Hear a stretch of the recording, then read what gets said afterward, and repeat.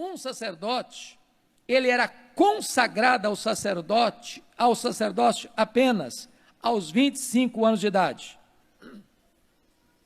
Números 8, 24.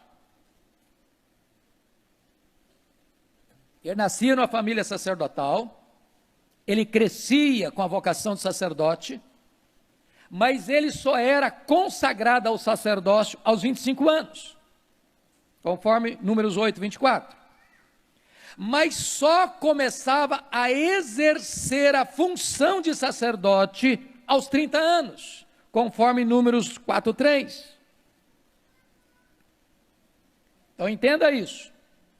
Ele tinha que ser levita, tinha que ser da linhagem de Arão, não podia ter defeito, só era consagrado aos 25 anos e só começava a exercer o ministério aos 30.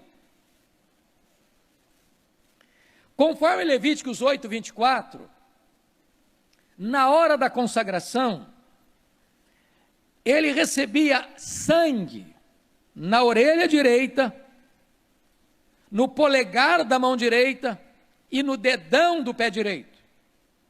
Por quê? Porque o sacerdote era aquele que escutava o povo e falava em nome do povo para Deus. Diferente do profeta que escuta Deus e fala ao povo. Ele tinha que ter um ouvido que filtrasse as coisas. Suas mãos pegavam em coisas sagradas. Seus pés entravam no Santo dos Santos.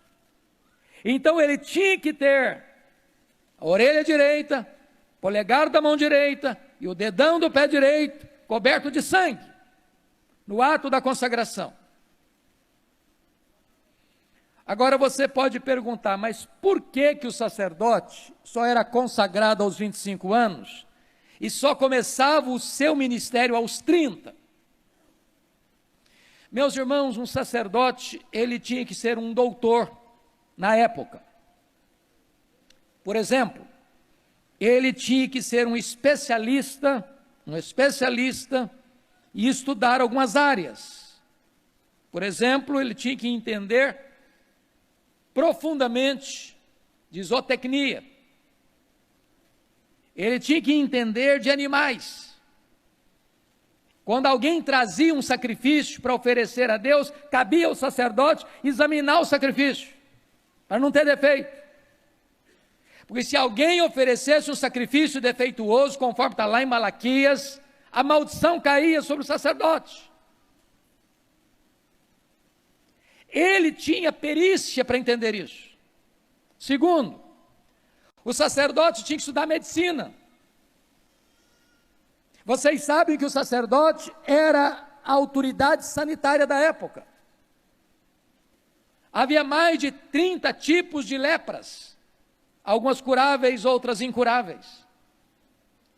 Quem dava o diagnóstico da doença era o sacerdote.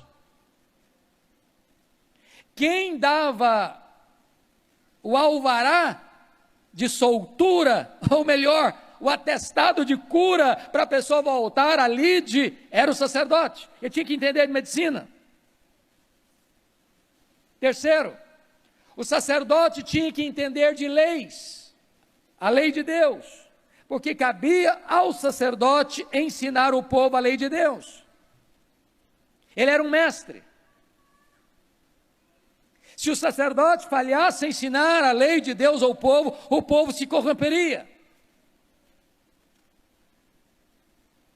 Mais ainda, o sacerdote tinha que estudar as leis civis, ele tinha que ser uma espécie de advogado.